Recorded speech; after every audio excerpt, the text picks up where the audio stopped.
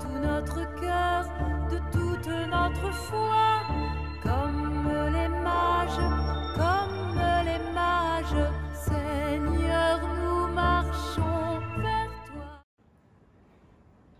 Nous allons donc bientôt célébrer l'Épiphanie. L'Épiphanie, probablement pour beaucoup d'entre vous, ça fait penser à la fête des rois, et pour moi, ça me rappelle les galettes des rois de mon enfance.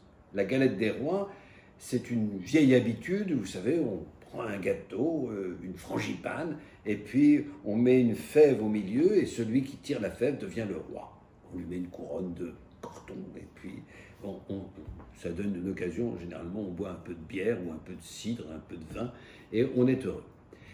Mais l'habitude, c'est une coutume qui date d'avant le christianisme, et qui était plus ou moins tragique, parce que c'était un jour où on offrait aux esclaves un gâteau dans lequel il y avait une fève, et celui qui avait trouvé la fève devenait le roi du jour. Il pouvait faire tout ce qu'il voulait. Il n'était plus esclave, il était le roi.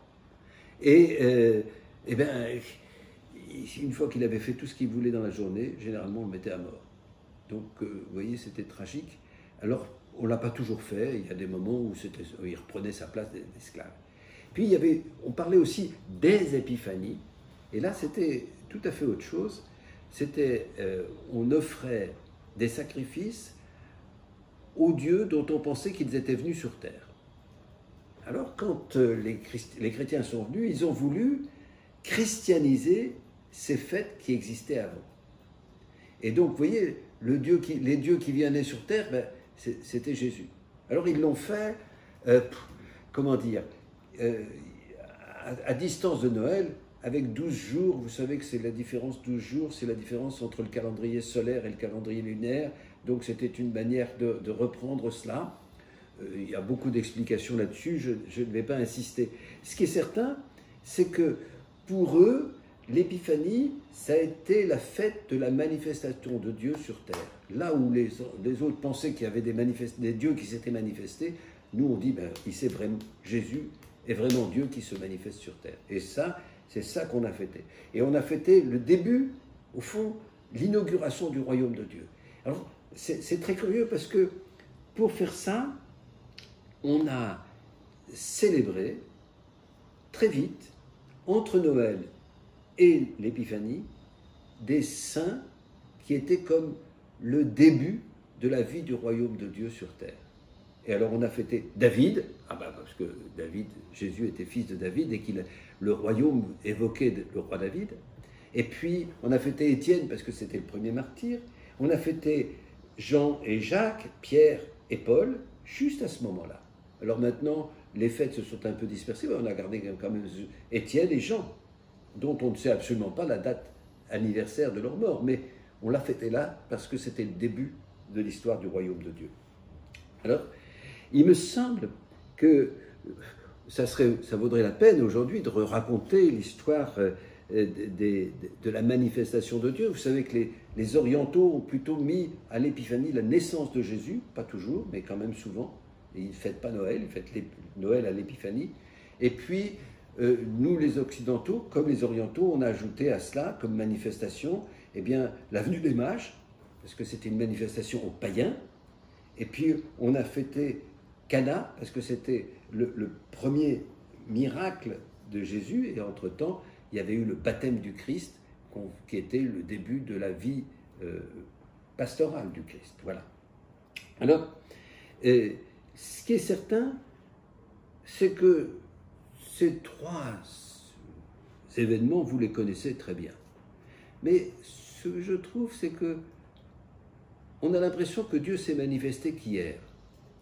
Et moi, je trouve intéressant d'essayer de réfléchir en disant, mais est-ce qu'il ne se manifeste pas d'une manière analogue aujourd'hui? Est-ce que, au fond, il ne faudrait pas fêter l'Épiphanie en regardant comment Dieu se manifeste aujourd'hui? Vous savez, on dit, ah oui, mais Dieu se manifeste aujourd'hui, on est dans un monde où tout va mal, où ça craque de partout, il y a l'écologie, il y a le Covid, il y a beaucoup de choses qui craquent. Et moi, dans ces craquements, j'entends comme Dieu qui frappe à notre porte. Et vous savez, il y a une phrase de l'Apocalypse que j'aime beaucoup qui dit, eh bien, voilà, je suis debout à la porte et je frappe. Et je me dis, est-ce qu'à travers tout cela, il ne faudrait pas entendre la présence du Christ? Alors, je ne vais pas reconnaître le Christ dans le Covid ou dans les mais peut-être qu'il faut regarder ailleurs.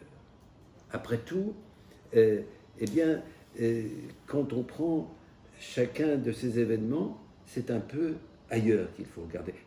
C'est vrai pour les mages. Les mages, on dit qu'ils étaient 3 rois, ils n'étaient pas rois, ils n'étaient pas 3, on ne sait pas combien ils étaient, ils venaient d'Orient. Et qu'est-ce qu'ils ont fait? Ils ont fait un parcours et ils sont venus adorer le Christ. Mais ce qui est intéressant, c'est qu'ils ont regardé l'étoile. Ils ont pris de la distance avec leur vie quotidienne. Et puis, ils ont essayé de comprendre le monde dans lequel ils étaient. Et ils ont essayé de répondre à cela. Et c'est ça qui leur a permis de rencontrer le Christ. Alors, aujourd'hui, eh bien, je sais bien qu'on est très englué dans la vie quotidienne, qu'on a du mal à regarder les étoiles. Vous savez, pourtant, quand même, le modèle de notre foi, c'est Abraham. Abraham, qu'est-ce qu'il a fait?